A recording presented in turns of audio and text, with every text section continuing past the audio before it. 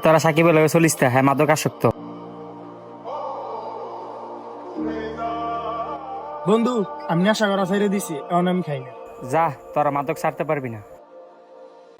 কিরে তুই হারে ডাকা দিলি কে রে?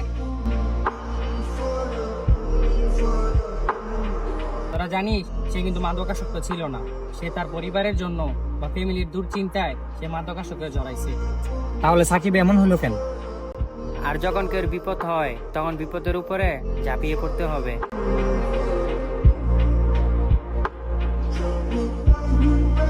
আর তোরা এটা জানোস, সে যখন মাদকাসক্ত ছিল কেউ তার পাশে যায় নাই, সবাই তারে দূরে ঠেলে দিছে। সে যখন ভালো হওয়ার চেষ্টা করলো কেউ তার পাশে আসে নাই।